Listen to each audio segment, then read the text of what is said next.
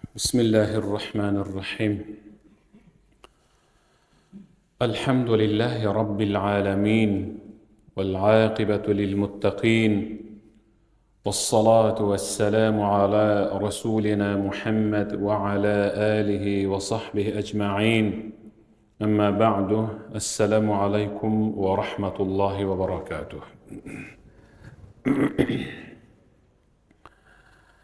Урматтуу жамаат, бүгүнкү жума хутбасынын темасы экстремизм жана радикалдашуунун алдын алуу деген тема. Бул бүгүн жалпы Кыргызстан боюнча ушул темада азыр баян кылынып атат.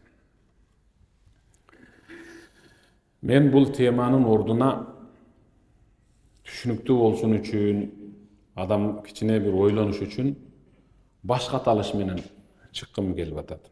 Бирок дал ушул теманын айланасында.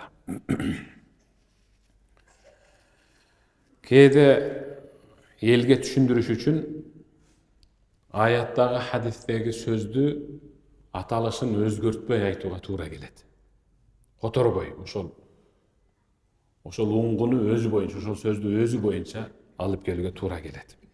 Которсок, анын мааниси өтө узун болуп калгандыгы үчүн адамдардын түшүнүгүнө да кичине оор келет, мына эмедиге да батпай калат.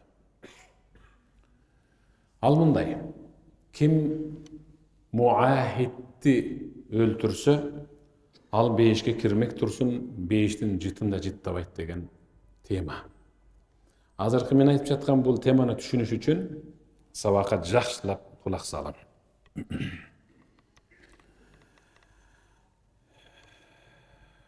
Ислам дини Кур'анга, суннага, хадиске карама каршы келбеген, ар бир элдин канына сиңип калган үрп адатын эч качан жерибейт. Шуну бир билиң.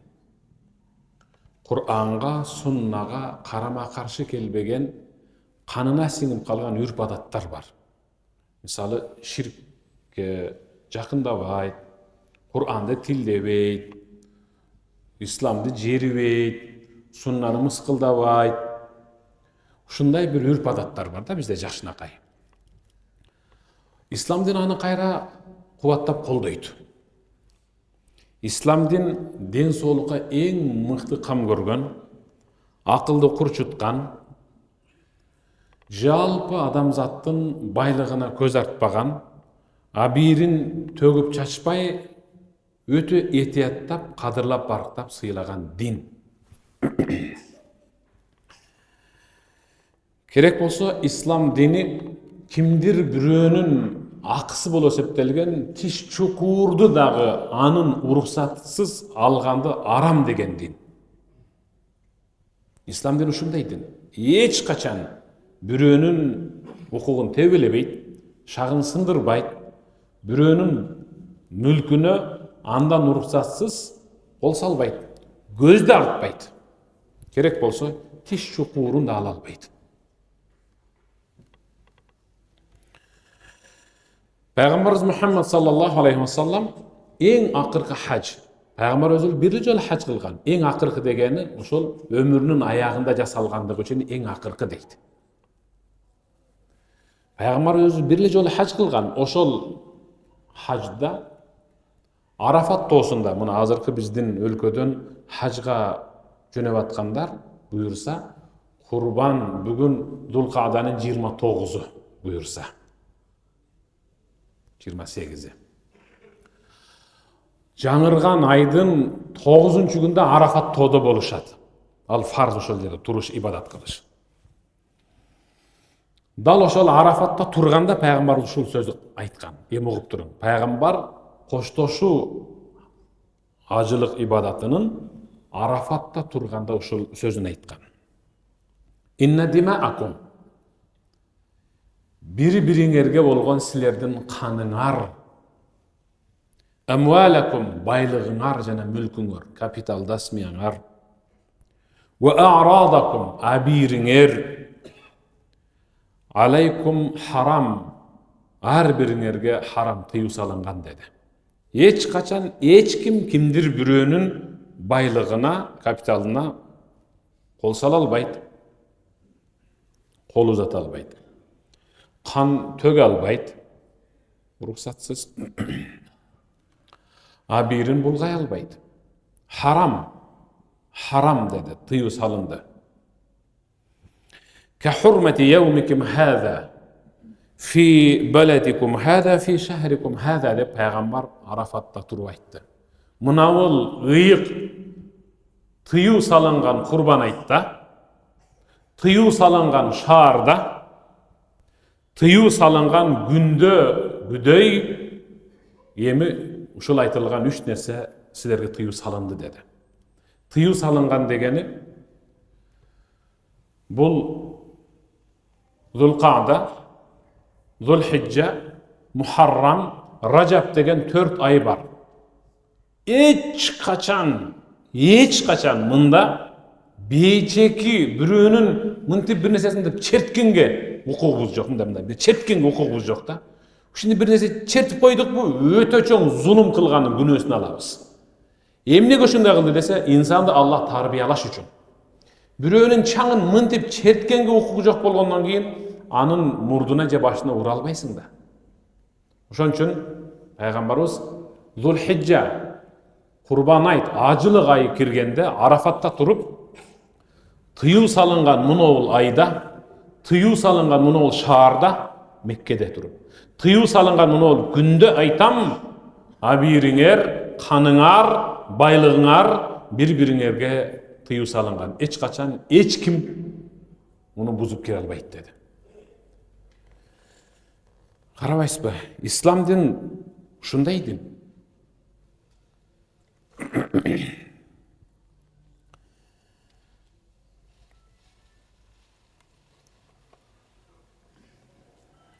Адам атабыздын эки уулу, Кабил анан Хабил.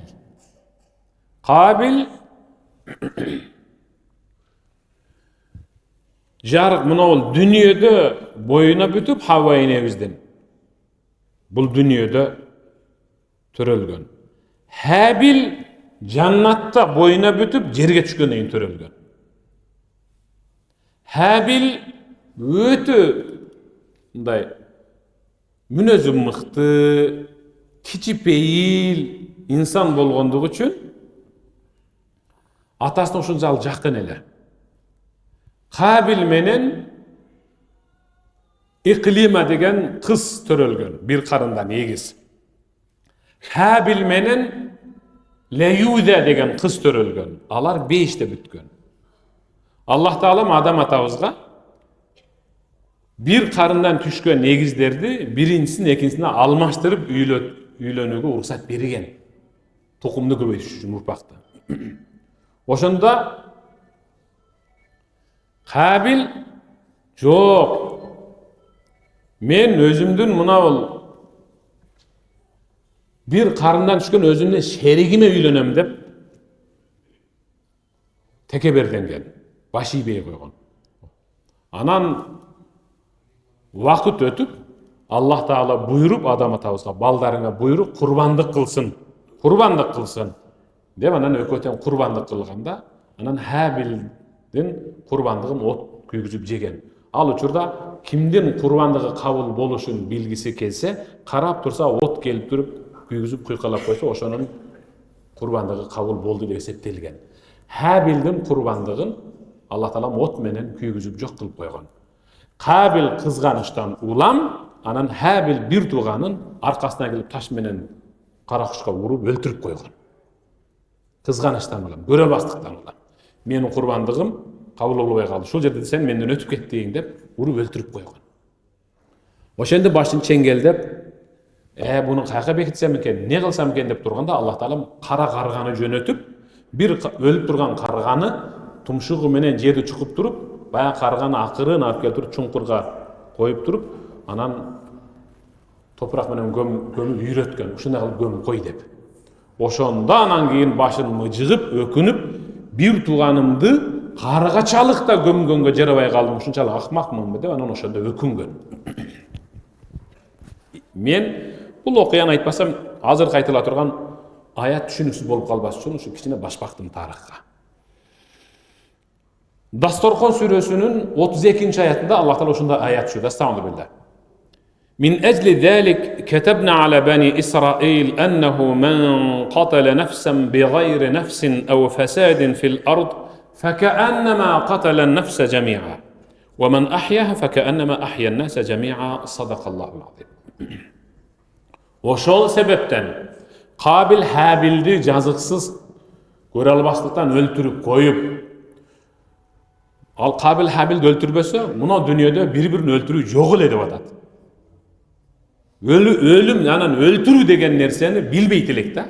Өлтіру деген нәрсені билбейт элек. Урушу, жакасын жыртуу, мушташуу деген нәрсені билбейт элек. Биринчи өлтүргөн ошол болгондугу үчүн дейт. Мына заман түгөнгөнгө чейин ким кимди өлтүрсө, өлтүргөндүн күнөөсү Кабилге да жетип турат.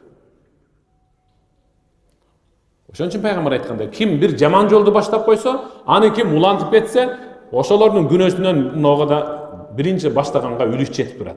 Ким жакшы ишти баштап койсо, арык казып, ынтымакка чакырып койсо, аны улантып кетсе, ошо жакшы самалыкты. Канча адам уланса, анын соо буга да жетип турат деп атат.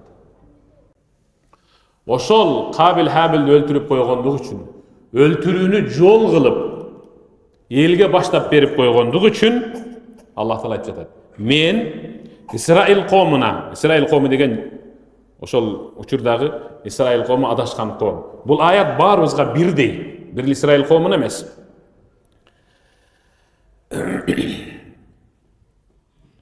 Кимди өлтүрсө, бул дегени бир адамды өлтүрсө, демек ал өлтүргөн адам, бир адамды өлтүргөн киши дүниедөгү адамзаттын баарын өлтүргөндөй күнөөгө батат деп жаздым деп атат. Ушинтип буйрук чыгарып койдум. Ким бир бузукулук кылса, өзүнүн үйүндө, көчөсүндө, шаарында бир бузукулук кылса, ал ааламды бузгандай күнөө алат. Мисалы, аялдамага дара тушатып коюп атат акмактар. Жакшынакай аялдаманы бүлүндүрүп сындырып атат. Жол чыракты өчүрүп атат, түкүрүп атат, какырып атат, чимкирип атат. Жеген гамбургер менен бананын кабыгын таштап коюп атат. Ушул бузукулук. Ким ушундай бузукулук кылса дейт, бүлүндүрсө, сындырса, бузса, араласа, ал ааламга бузукулук кылгандай күнөөгө бата берет. Ким бир адамды атайлап өлтүрүп койсо дейт, ал ааламдагыларды өлтүргөндөй күнөөгө батат эми. Мен ушинтип жаздым деди Аллах Таала. Ал эми ким өлтүрбөй бирөөнүн жанын сактап калса, демек ал ааламдагылардын баарын жанын сактагандай соопко батат деди. Кара. Аллах Таала ушундай деди. Өлтүрүүдөн, бузукулук кылуудан Аллах өзү тыйды. Анан кантип эле Аллах Таала өзү ыра көрүп бизге жөнөткөн ислам динде каяктагы экстремизм менен терроризм, каяктагы радикализм. Исламга кайнаса каны кошулбаган, таптар кошпогон сөз да бул. Исламда радикализм жок.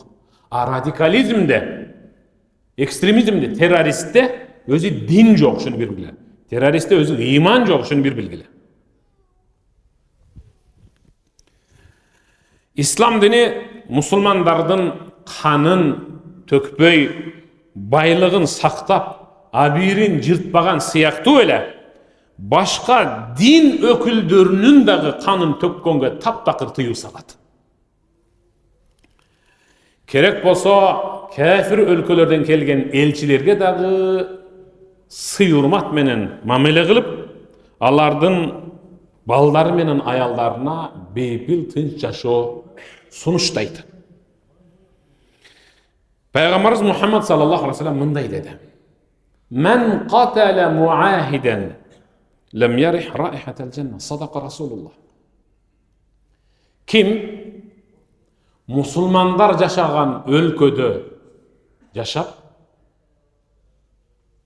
тынчтык келиши менен кол коюп, салыгын мусулман өлкөгө төлөп турган бир кафирди өлтүрүп койсо, ал бейишке кирмек турсун, бейиштин жытын да жыттабайт деп атат. Караңыз. Ал мусулманды өлтүргөн жок. Түшүнүп атасызбы? Баягы киши мусулманды өлтүргөн жок. Мусулмандар арасында мен ушул жерде жашап турайын, Силердин өлкөңөр, силердин жүргөн турганыңар мага жагып калды. Өтө кичипейил сый-урматка бөлөнгөн элсиңер. Мен ушу силер төлөп жаткан салыкты, налогту, салыкты мен да төлөймүн деп, ошол келишим менен жашап жаткан кишини кафир да, ал кафир мусулман. Ошону өлтүрүп койсо дейт, ошону. Ал бейишке кирмек, мындай турсун, бейиштин жытында жыттабайт. Болбосо дейт пайгамбарыбыз, бейиштин жыты 500 жылдык жолдон жыттанып турат. Караң, бейиштин жыты 500 жылдык алыскы жолдон, алыскы аралыктан жыттанып турат. Ошону да жыттай албайт деди да. Ошол муахидти, келишимдеги кишини өлтүргөн бир инсан бейишке кирмек турсун, бейиштин жытын жыттабайт дегенден кийин исламда каяктагы терроризм болсун кагылайындар. Мен ошон үчүн теманы ким муахидти өлтүрсө, ал бейишке кирмек турсун, бейиштин жытын да жыттабайт. Пайгамбарыбыз Мухаммад саллаллаху алейхи вассалам ким колум түз бекен, түз эмес бекен деп чымчыкты тегире бутунан байлап алып туруп, ошо атып өлтүрсө дейт, ага Аллахтан каргышы болсун деген. Канаттууну атып, колум түз экенби, түз эмес бекенби деп ойноп атканга каргыш дегенден кийин инсанды мусулман кантип атып өлтүрсүн?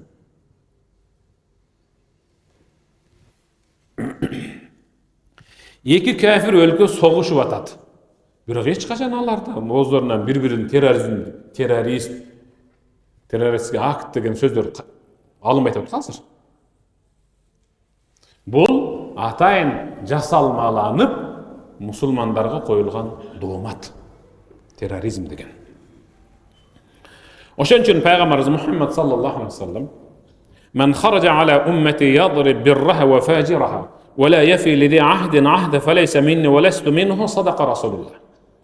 Кимде ким менин үммөттөрүмдүн арасынан бирөө колуна кылычпы, таяк кармап, элдин жакшысын деле зыңкылдатып, сабап, уруп өлтүрүп келе жатса, бузуксун деле ошентип уруп өлтүрүп келе жатса, жана мусулмандар арасындагы келишим менен жашап жаткан инсандын келишимин дагы кызыктырбай эле уруп согуп өлтүрүп келе жатса, айтып койгула ошого.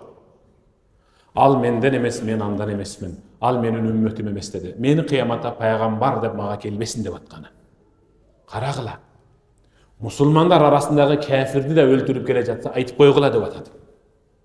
Ана мусулман исламда каяктагы терроризм болсун?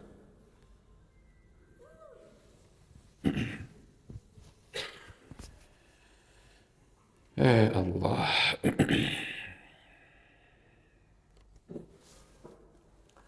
Ушинтип исламга жабылган жала терроризм деген сөздү колдонуп, ошол жолго алданып кирип кеткендер, алар кимдер эми? Жихад жасайбыз, тияка барышыбыз керек, биз тиги боштондукка чыгарышыбыз керек тиги өлкөнү дегендер бар дем арабыздан чамынча. Бул бир канча себептерден угуп туруп эми себептерин дарлаган көтөлүп. Эң биринчиси әл-жахлу бил ислам ва ахкам ва шариату. Эң биринчиси ислам дини жөнүндө түшүнүүгү тайкы надандыгынан улам. Ислам дини жөнүндө түшүнүүгү тайкы надандыгынан улам. Мисалы, хаварич. Хаварич деген агым бар. Хазрат Алинин доорунда Хазрат Алига баш ийбей чыгып кетишкен. Биз сага баш ийбейбиз деп чыгып кетишкен. Ошол доордогу пайгамбарды көргөн инсандар эле алар дагы. Ошолор чыгып кеткен. Эмнеге хаварич деп аталып калды десе, амирге баш ийбей чыгып кеткендиги үчүн чыгып кеткендер деген баш. Хаварич деген амирге баш ийбей чектен чыгып кеткендер деген. Булар мусулмандардын мойнуна кылычтын низин коюп, кан төккөн инсандар. Булар кимдер десе пайгамбар айтып жатат, караңыз. Яктулуна ахлал ислам ва ядауна ахлал аусан.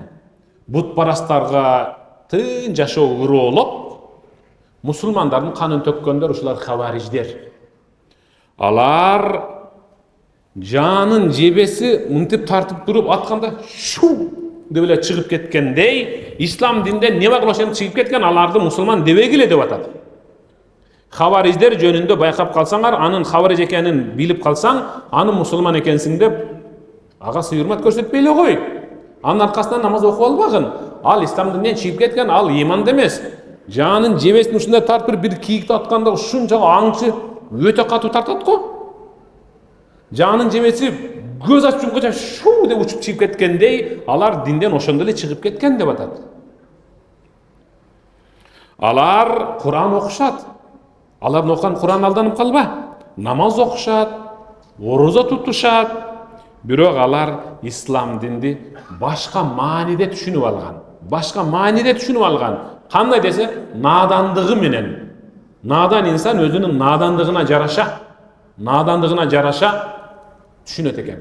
Ар көйдө турган түлкү, бер көйдө турган төөгө, төкө суу каерден келет десе, төке дагы тукеге карап туруп, тизеден деди. Түке салы берди. Төке жака төөгө карап агып кетти. Оозу мурдана суу кирип, кыйла жерге барып, аркы жээкке өтүп, бышкырып, чүчкүрүп, төкеге келип, төке? Жиндисиң го? Неге тизеден дедиң десе, ооба, ал мен тиземден болчу да деди. Бирок түлкү өзүнүн тизесин ойлогон. Төке өзүнүн тизесин ойлогон. Дал ошол инсан өзүнүн түшүнүгү менен исламды өзүнө ыңгайлаштырып алган дал ошол хавариждер. Түшүндүрө алдымбы? Түшүнбөгөнгө карап турасыздар да. Эмнени сүйлөп атат дегенсиз. Түшүнүп атасыздарбы? Муну деп койгула кичине. Кудайга шүгүр. Эмне кыйкырып атат дегенсиз деп турасыздар да. Дал ошентип адашуунун себеби каякта десем угуп туруң. Адашуунун себеби каякта экен?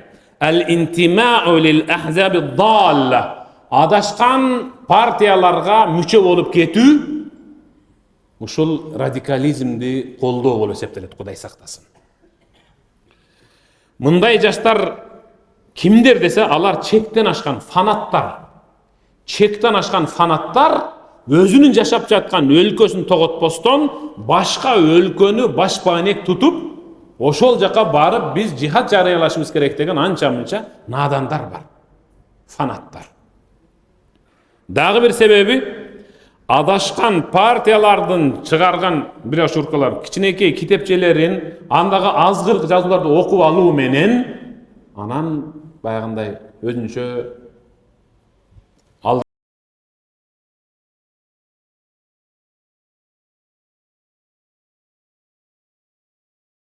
аял менен ажырашып кеткен, жумушунан айдалып кеткен, достору менен таптакыр бириге албайт, жалгыз калып жүрөгүнүн сыгылганынан анан ушундай топко кошулуп кетет.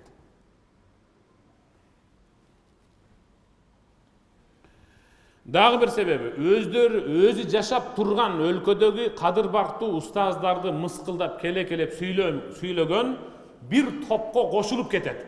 Анан ал ошолорго кошулуп алып өзүнө тиги устаздарды жек көрүп жашайт дагы, өзгө башка өлкөнүн устаздарын тутуу менен өзүнүн өлкөсүн эң кир көргөн инсандар.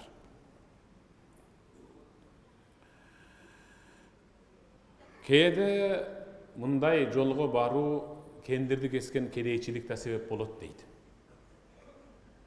Карыз болуп калат, карыз артынан карыз болуп жүрүп, анан кийин, муну карыздан кутулууга бизде бир жол бар. Бул жака барып бир акча таап келбейсизби? Саң үчүн zaman контракт боюнча акча төлөйбүз. Жихадка барышың керек десе, оңой табылган олжо көрөт дагы, анан барып ошентип бузулат. Дагы бир себеби кайсыл десе, ата-энелер турат башында.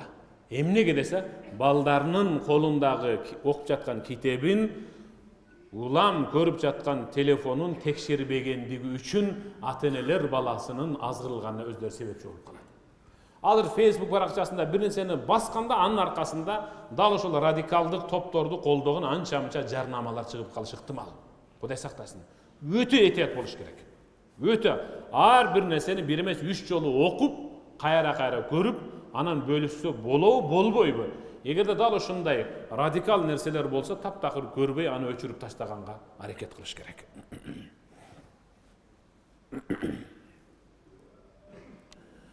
Дагы бир себеби, бул вулатил умур өлкөнүн жетекчилерине ишенбөөчүлүк көрсөтүп, дайым аларды акарат сөздөр менен жазып, кемсинтип, нааразылыгын билдирип, улам байма-бай интернет баракчаларына жазып турат. Мынау президент мынантип айтты, ал Кур'анга дал келбейт анын айтканы, деп ушинтип жазып турат. Депутаттардын чыгарган мыйзам таптакыр дал келбейт деп, элди дүрбөлөңгө салып ушинтип жазып турушат. Анча-мынча ошондой бир топ бар. Мындагы аны окуп алган жаштар, илимге сугарылбаган, Кур'ан жана суннадан түшүнүгү тайкы болгон жаштар, алардын жолун жолдоп, ошолордун баракчаларын окуганга киришип кетишет.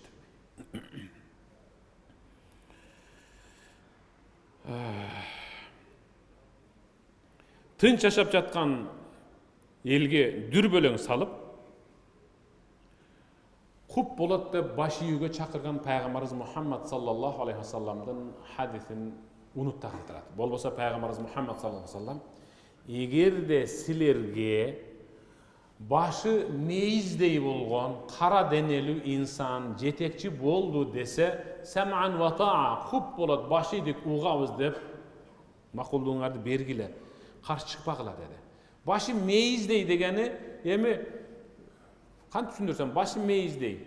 Мейиздей да баш болобу? Мейиздей да баш болобу? Пайгамбардын айтып жатканы, ага каранда сенин башың жакшы иштейт. Ага каранда сенин акылың тетик. Бирок ал башка тарабынан сенден өйдө, иш тажрыйбасы бар, көп кагаз билет, көп окуган, бир аз мисалы эл башкарып көргөн, саясаты билет, тигиндей мындай. Ошон үчүн ал дайындалып калды да. Ушуга эми баш ий деп атат. Эми угуп туруң. Аллах өз сөзүндө, Estağfurullah billah. Kul ya ehlel kitab, la taghlu fi dinikum ghayral haqq. Ve la tettabi'u ahwa'a qawmin qad dhallu min qabl ve adallu kathiran ve dallu an sawa'is sabil. Sadaqallahul azim. Ey kitebeyleri, barыбызга таандык бол. Чындыксыз диниңерде чектен ашпагыла. Чектен ашпагыла. Ар бир нерседе орточо болгула. Ошон үчүн Аллах Таала өз сөзүндө эмне деди? Estağfurullah. Ve kezalike cealnakum ummeten vesata. Sadakallahu azim. Men силерди орточо үммөт, орточо коом кылып жөнөттүм. Бардык нерседе ортолукту тутумгула. Өтө алдыга өтүп кетип, фанат болуп кетпегиле. Өтө артта калып кетип, надан болуп калбагыла. Ортолукту кабыл алгыла. Бардык нерсенин ортосу, ортолугу эң жакшы нерсе. Аллах Кур'анда диниңерде тутунуп жаткан диниңерде чындыксыз чектен ашпагыла. ولا تتبعوا أهواء قوم قد ضلوا من قبل وأضلوا كثيرا. Murdarak өздөрү да бир отоло адашып, өзгөлөрдү да адаштырган жана туура жолдон бир отоло чыгып кеткен элдин изи менен баспагыла. Алар өздөрү сыяктуу силерди адаштырып тынат деди, карагыла.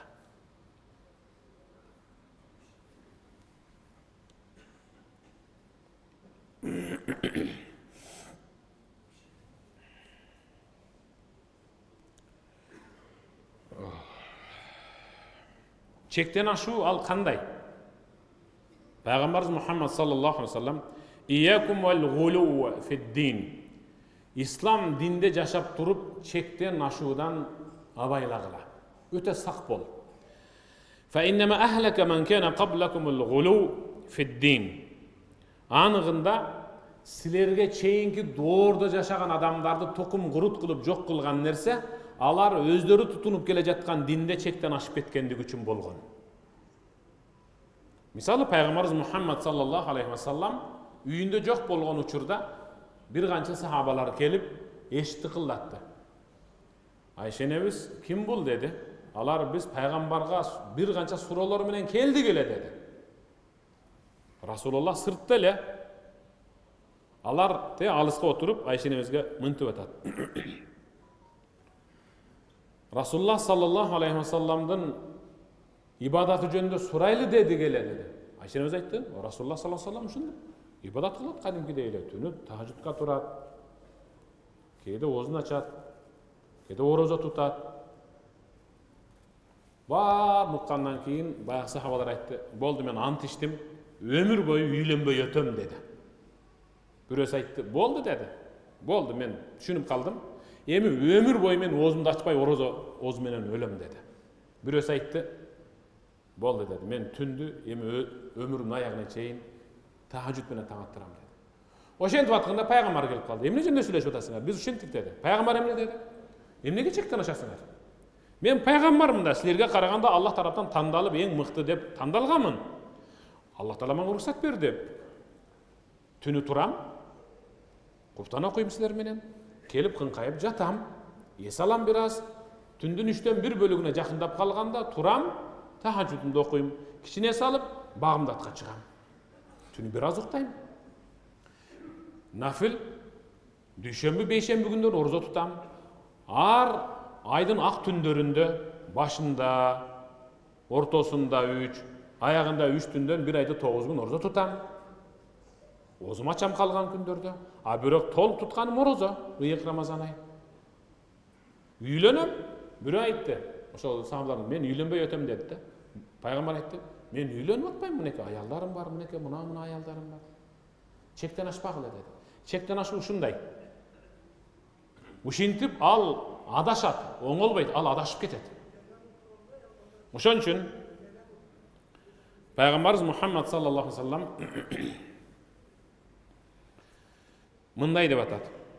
Өз максаттарына жетүү үчүн өлкө башчыларына, өлкө жетекчилерине кол көтөрүп, тил кайраган инсандар тынч жашап жаткан адамдардын бейпил жашоосун бузгандар жөнүндө пайгамбар мындай деди. Угуп туруң эми.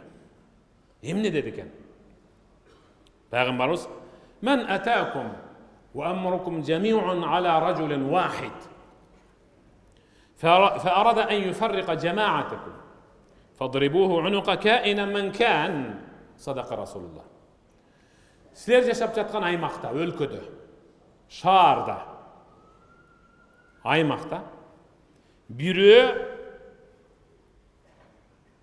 өзүнчө эле менсинип биз каршыбыз мында мыйзамга деп санаттыгы менен, чектен ашкандыгы менен элди удургутуп, аркасынан ээрчитип, падышага, азыркы бийликке болсо, элди удургутуп үчүн чыкса дейт.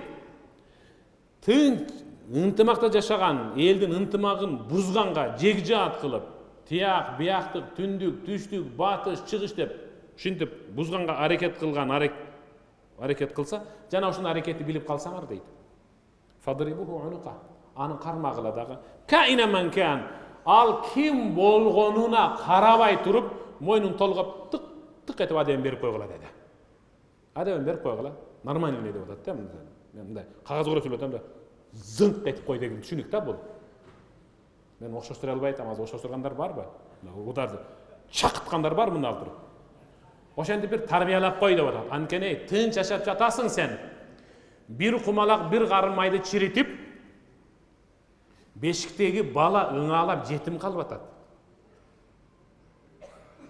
Ушу баласынын күнүн күчүн көрүп, ушу балам отун суу алып келип атат эле деген аксакал баласынан айрылып, азыр эмди көзү көрбөй жатат азыр.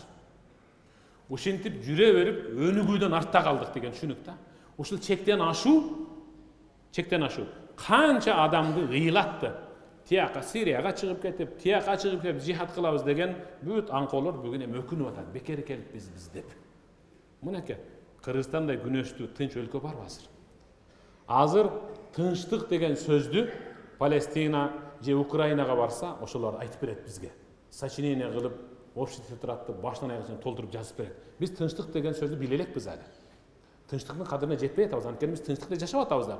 Тынчтыктын кадырына кимдер жетет десе, согушту көргөн эл жетип атат.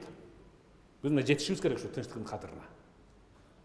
Ушул тынчтыкты кимдер бузат десе, чектен ашкан, динди бурмалап, өзүнүн ыңгайына карап түшүнүп алган инсан анан динди бузат. Кудай сактасын.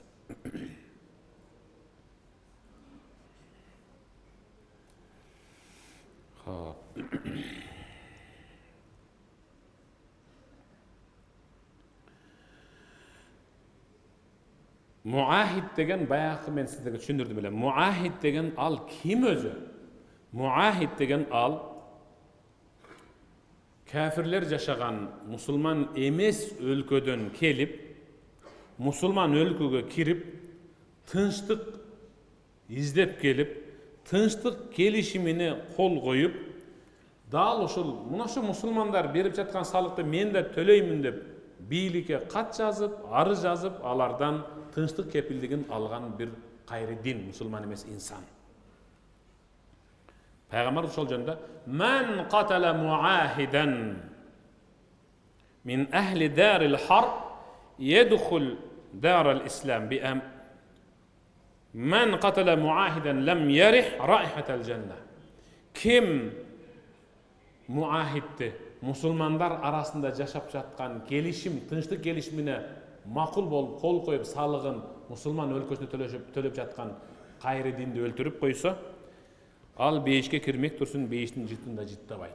Wa inna riha tujad min masirati kada wa kada. Керек болсо бейиштин жыты мынандай деп пайгамбарыбыз 500 жылдык алыскы жолдон жыттанып турат. Ошону да жыттай албайт деди. Ошону да жыттай албайт.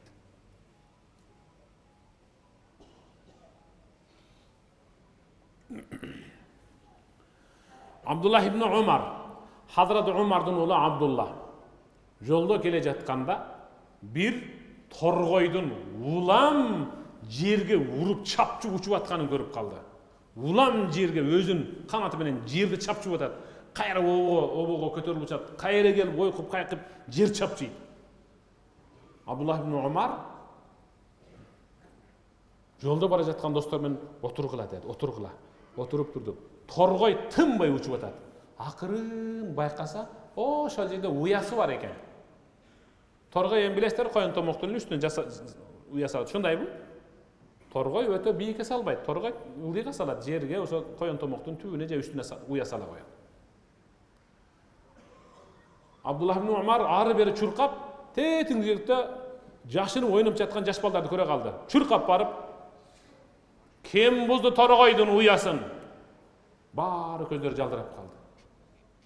Ким алды анын балапанын? Алып келгиле деп, баягынын балапанын салып, баягынын уясына салгандан торгой анан жер чапчып айланып учуп уясына келип калды. Анан айтты: "Мен пайгамбардан укканмын. Ким бир канаттуунун уясын бузуп, жумурткасын сындырып, балапанын өлтүрүп койсо, ага Аллахтын каргышы тийсин" деди. Пайгамбарыбыз торгойдун үйүн бузганды, жумурткасын сындырып, балапанын өлтүргөнгө Аллахтын каргышы тийсин дегенден кийин эми бир инсанды өлтүргөндү эмне дейт, эми карап көрбөйсүзбү? Инсанды өлтүрүп ошого террористтик, экстремисттик жол менен баскынчылык кылганга ислам дини уруксат берет дейсизби? Бизде экстремизм жок. Биздин исламда терроризм, радикализм, экстремизм жана башка изимдердин эч нерсеси жок. Бизде тынчтык гана. Ошол себептен биз бирөөбүзгө жолукканда дагы ассаламу алейкум. Ассаламу алейкум. Сизге Аллахтын тынчтыгы болсун. Ал дагы ва алейкумуссалам. Өзүңүзгө да Аллахтын тынчтыгы болсун дейт. Ушундай инсанда каяктагы радикализм?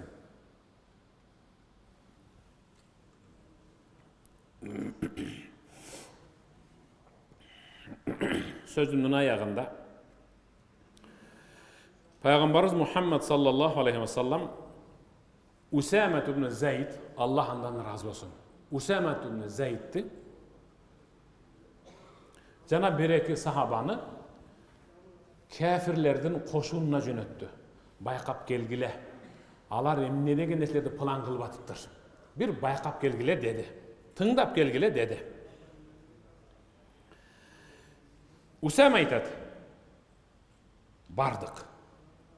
Акырын аңдып жүрүп, кошуундан аркада калып калган бирөөнү кармап алдык.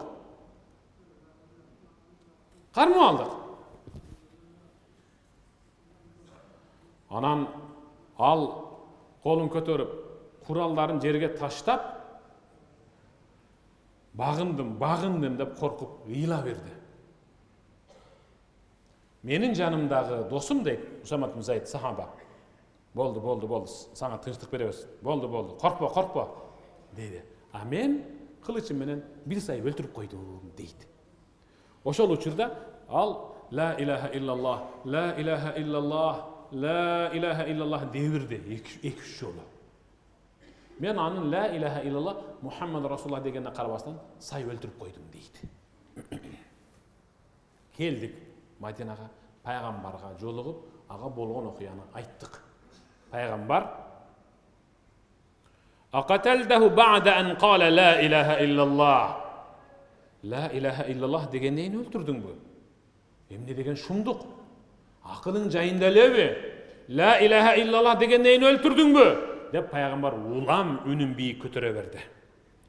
Кадимкидей бышып турган анардын суусун сыгып, Peygamberдин мына эки чекесине тамчылатып койгондой ачуудан улам чекелери кызарып чыкты. Мен айттым, o Allah'ın elçisi al ölümden saklanıp tiriu kalış üçün le jalgandan aytты da. Dedim.